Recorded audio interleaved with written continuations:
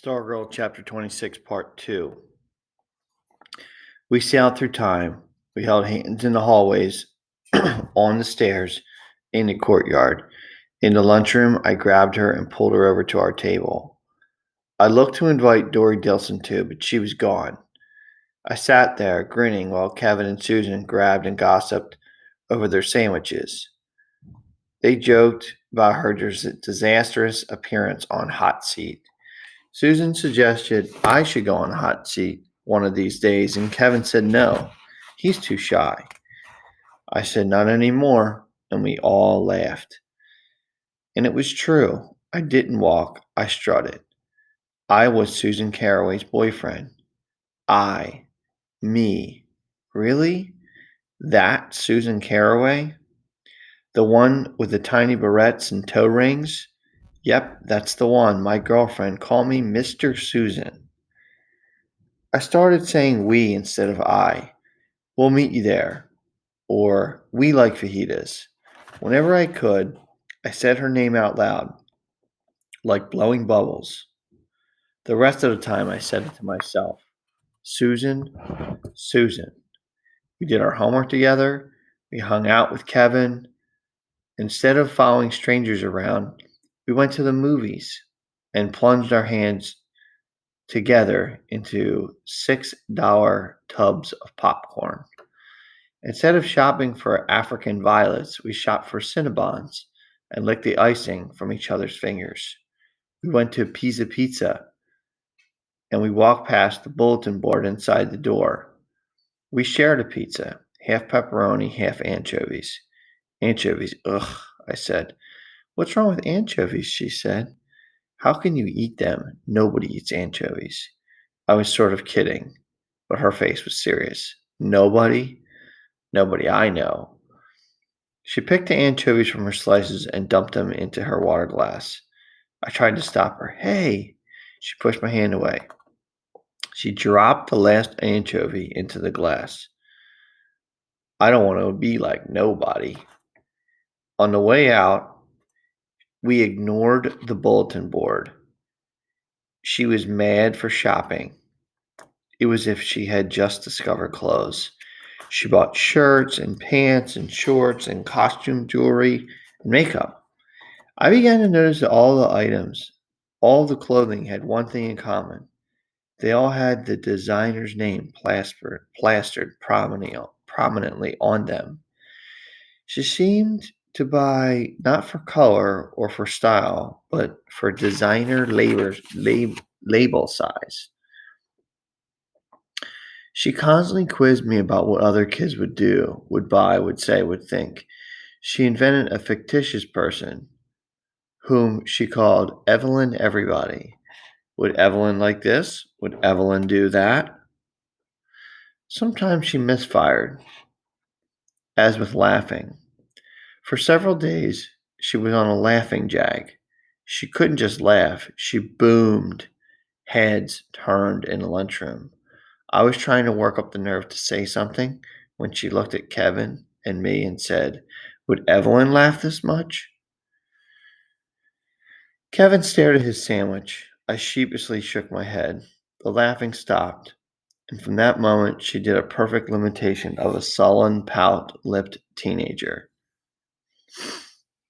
In every way, she seemed to be typical, ordinary, everyday run-of-the-mill teenager, and it wasn't working. At first, I neither noticed nor much cared about the shunning if it continued. I was too busy being happy that she was, as I saw it, now one of us. My only regret was that she could not play the basketball season over again. In my mind's eye, I pictured her aiming her incredible zeal and energy exclusively at the electrons. We would have won games on her cheering alone. So I'm going to stop and think aloud right there. Leo is sort of getting his wish to make her normal, to make her one of us.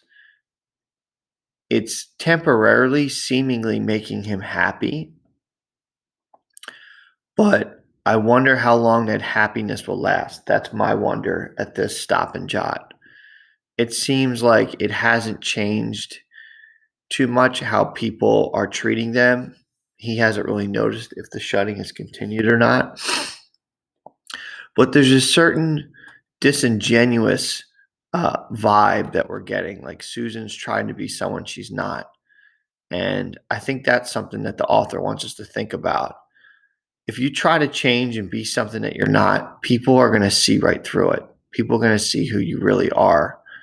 And it's just not natural. So again, this signpost of character change makes you see how Stargirl is changing in the story. Makes me stop and think, because signposts are signals from the author to do that. What's happening right now? Why is it happening? How does it change the plot of the story? Stargirl's changing. Why? She's trying to make Leo happy. How does it change the plot of the story? Right now, Leo's wondering if this is going to be a good thing for Stargirl because it seems just very odd. I'll keep reading from here. It was she who said it first. They still don't like me. We were standing outside the TV studio after school. As usual, people were passing by as if we weren't there. Her lip quivered. What am I doing wrong? Tears made her eyes even larger. I squeezed her hand. I told her to give it some time. I pointed out that the state basketball finals would take place in Phoenix on Saturday, and that would end the season and the clear way for her cheerleading crimes would all be forgotten. Her mascara was muddy.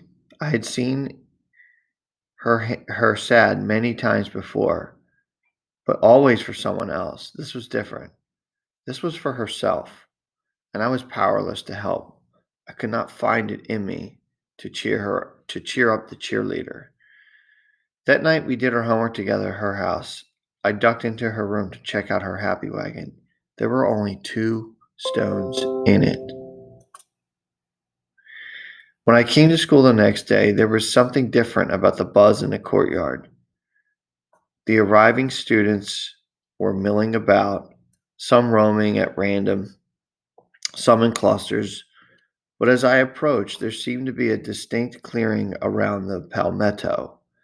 I wandered in that direction, and through the crowd I could see that someone, Susan, was seated on the bench. She sat upright and smiling. She was holding a foot-long stick shaped like a claw at the end. Around her neck, dangling on a string, there was a sign that read, Talk to me and I'll scratch your back. She was getting no takers. No one was within 20 feet of her. Quickly I turned. I walked back through the crowd. I pretended I was looking for someone.